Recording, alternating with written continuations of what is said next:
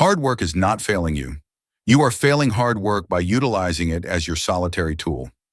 Every morning you wake up and exchange your hours for currency. You are operating a financial system so brittle that a single missed week of work dissolves everything you have built. Solomon recognized this trap 3,000 years ago. He did not point toward a king, a general, or a wealthy merchant to be your teacher. Instead, he pointed to an ant. And tonight, before this concludes, there is a prayer waiting for you. It is one that possesses the power to rewire how you perceive time, capital, and the life God actually designed for you. Picture this scenario. Your alarm goes off at 5:53 in the morning. You are not even fully conscious yet, but the mathematics are already running through your mind. Rent is due this Thursday. The car requires an oil change. You worked 48 hours last week, yet the account looks exactly the same as it did 2 Mondays ago. Nobody informed you this was going to happen when they handed you that offer letter. You followed the rules. You showed up. You stayed late. And somewhere along the way, without anyone announcing it, the paycheck stopped being a reward and started functioning more like a leash. It is kept just long enough that you never feel the wall at the end of it. Proverbs chapter 24:34 describes what happens next. It says, "Your poverty shall come as one that travels, and your want as an armed man." A traveler is patient, unhurried, and walks straight toward the house of the person who built nothing to stop it. You put in 40 hours of motion a week, year after year, compounding into the same place you started, while the years go somewhere you cannot get back. Here is a question worth sitting with tonight. If your employer stopped paying you for 60 days, what collapses first in your life? Whatever just came to your mind, that is the actual ground you are standing on. Solomon watched the ant and discovered something that sounds minor until you slow down long enough to feel the weight of it. Proverbs chapter 6:7 says, "The ant has no commander, no overseer, no ruler." Nobody is threatening it with consequences. Nobody is reviewing its performance at the end of the quarter. The ant stores because it has already internalized something about time that most people spend an entire career pushing away, that the current season will not last, and the only rational response to abundance is to put some of it somewhere it can survive without you. Ecclesiastes chapter 4.6 lands the diagnosis plainly. It says, "Better is one handful with tranquility than 2 handfuls with toil and chasing after the wind." 2 handfuls, completely full, working harder than everyone in the room, and still ending up with wind. Nothing that compounds, nothing that outlasts the effort. Just the sensation of being busy, which we have somehow convinced ourselves is the same thing as building a future. Proverbs chapter 13:7 says, "There is one who makes himself rich, yet has nothing, and one who makes himself poor, yet has great treasure." The mandate was never about looking like you had arrived somewhere. It was always about the kind of freedom that does not disappear when the employer changes direction. Those are 2 completely different journeys. And right now, a lot of people are sprinting hard down the wrong one and calling it ambition. If that landed somewhere real tonight, drop in the comments where in the world you're watching from. Something genuinely happens when people waking up to the same thing find each other at the same moment. Here is what actually happened with Solomon, because the biography reshapes everything else in this lesson. He did not walk into a finished empire. He inherited a kingdom mid-construction, surrounded by nations watching closely to see whether the new king would hold or fold under pressure. And then God appeared to him in 1 Kings chapter 3:5-13 and simply said, "Ask for anything." Solomon did not ask for gold or military advantage or longer life. He asked for wisdom to govern well, to be able to tell the difference between what was right and what only looked right. And God gave him the gold on top of the wisdom, almost as an afterthought. That sequence deserves more attention than most people give it. Wisdom moved first and everything else followed in its wake. You do not run after capital. You develop the kind of discernment that capital is naturally drawn toward. And then you build structures that hold it. At the height of his reign, 1 Kings chapter 10:14 records his annual income at 606 talents of gold, before trade revenue, before tribute from foreign kings, and before the commercial infrastructure he had engineered across shipping routes and agricultural territories spanning multiple nations. He generated that not by outworking every other ruler on earth, but by constructing systems that kept producing while he was governing, thinking, writing, and resting. Charlie Munger spent decades reducing financial error to its actual source, and his method was inversion. Before asking how to get wealthy, he would ask what reliably produces poverty and then remove those things with precision. When you run that analysis honestly, the assumption that more hours automatically produce more capital ranks near the top.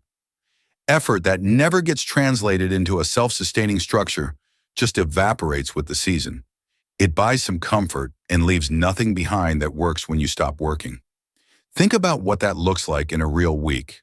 A second job, 70 hours total, paying down a debt that came from buying something that no longer gets used. All that output going backward. Proverbs chapter 23:4 puts it directly. Do not wear yourself out to get rich. Do not trust your own cleverness. The cleverness Solomon is diagnosing there is the specific belief that your personal output is the engine of your financial life. Seeing that belief clearly without defending it is the incision that makes every other change possible.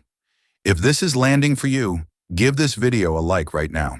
It tells us to keep building on these foundations. There are 2 seasons in every financial life, and most people only fully inhabit one of them, then spend years trying to understand why everything keeps resetting back to zero. Summer is when income flows. The job is stable, contracts are active, nothing is visibly breaking down. And in summer, the instinct most people follow without questioning is to let the lifestyle expand to match whatever the income happens to be at that moment. Better apartment, better car, better version of most things, because it genuinely feels like the point of all that effort. And then something shifts, a layoff, a medical situation, a company that quietly decides it no longer needs a specific role you have been filling, and what felt like a solid structure comes down fast because it was built entirely on the assumption that the current season had no end date. Proverbs chapter 30:25 makes a careful observation about the ant. It says they are a people not strong, yet they store up their food in the summer. The ant survives winter through temporal intelligence, reading the current season correctly and preparing during abundance rather than consuming into it. Physical superiority has nothing to do with it. The system does. Now, here is something Jesus said that most people do not naturally connect to the way they manage their own financial life. In the parable of the talents, Matthew chapter 25:14-30, the master returns and does not congratulate the servant who preserved the capital untouched. He calls him wicked and lazy in verse 26. The condemnation is aimed specifically at someone who took what was entrusted to him, buried it in the ground out of fear, and brought it back unchanged. The master called that a waste. The servants who doubled what they received, one starting with 5 talents, one with 2, were both welcomed into joy. And the reason had nothing to do with the size of the outcome. It had everything to do with the fact that they understood provision placed into motion is something categorically different from provision placed into hiding. So what do you actually do with that tonight? An honest inventory of your current season is the starting place. What is generating income for you right now that might not exist in 2 years?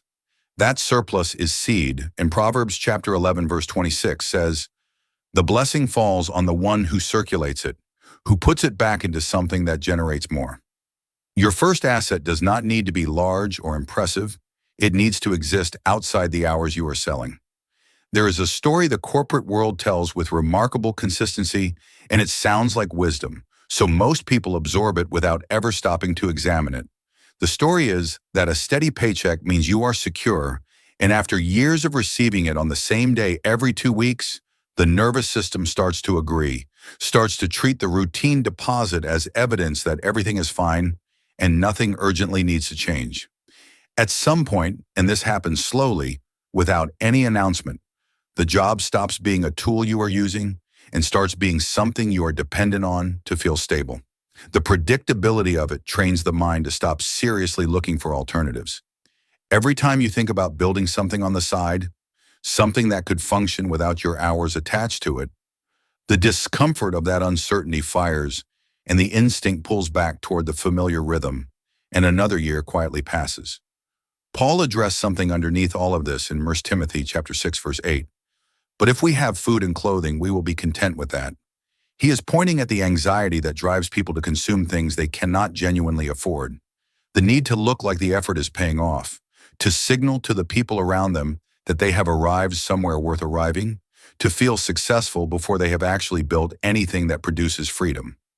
When that anxiety is driving the decisions, money flows toward the image before it ever has a chance to go into a system. Augustine of Hippo called this disordered love. His principle of ordo amoris, the right ordering of what the heart actually values. His argument was that when we love things in the wrong sequence, the damage shows up in the structure of our decisions, not only in our character. A person who has placed the appearance of wealth above the reality of freedom will keep choosing the symbol over the seed in decision after decision, often without consciously realizing that is what they are doing. The reordering Augustine described is an interior process first, getting clear on what you actually love and whether those things deserve the place you have given them. And then the financial decisions begin to shift on their own because the source of the decisions has changed. When that reordering takes hold, Proverbs chapter 21 verse 5 begins doing its quiet work. The plans of the diligent lead to profit as surely as haste leads to poverty. A patient system running in the background, accumulating while you rest. That is the ant's final and deepest principle.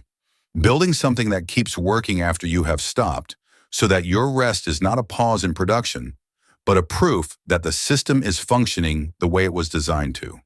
Tonight you are going to do one specific thing, not next week, not when the schedule finally settles down. Tonight. Charlie Munger described the financial turning point in terms that had no sentimentality attached to them. Save until it hurts. Live beneath what you earn. Invest what is left. Because the first meaningful accumulation is the hardest thing you will ever build. And once it exists, capital compounds at a rate that personal effort alone never reaches and never could. He was describing the exact moment the ant system crosses from theory into something self-sustaining, the moment what you stored in summer begins generating more summer on its own without requiring you to show up for it every single day. This is the architecture Solomon spent his life describing, what the ant demonstrates with its entire existence, what the parable of the talents encoded into a story that cannot be misread once you have genuinely seen it, what Augustine identified as the interior condition that makes all of it possible in the first place. None of them arrived at the same conclusion by coincidence. The structure is real in the same way that a load-bearing wall is real. It either holds the building or it does not, and no amount of additional effort compensates for a missing foundation. So, here is your 60 minutes. Tonight, open a blank page and begin mapping your first income source that does not require your time to be present for it to function. It does not need to be generating anything yet. It only needs to exist as a clear intention with a direction attached to it. That hour is the ant beginning to gather before the season changes. If this channel is building something in you, if these principles feel less like inspiration and more like a blueprint you have been looking for without knowing what to call it, subscribe now. There is more coming, and every lesson adds another layer to the system you are building. Now, if you can close your eyes, go ahead and close them. If you are driving or moving and cannot, just align your thoughts with mine right now. Set down whatever you have been calculating. Set down the weight of the effort that has not yet turned into the freedom you were promised it would produce, and let us bring this before God together. Lord, I come before you with open hands and an honest account of where I actually am right now. I have spent a long time confusing motion with progress, pouring effort into directions that were never going to accumulate into the life you placed in me.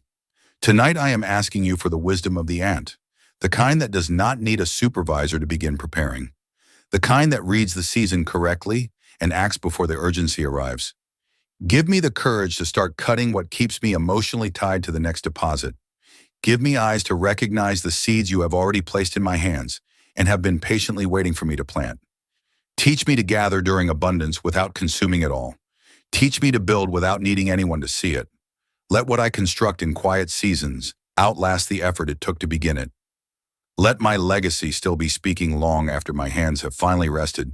In your name, with wisdom as the foundation and faith as the direction I am walking. Amen. Go in peace and build. If this message has shifted your perspective on the labor of your hands and the wisdom of the ant, please subscribe and like this video. We are uncovering the ancient truths that have been hidden from modern sight. Start planting for your future today. The next treasury of wisdom will be open soon.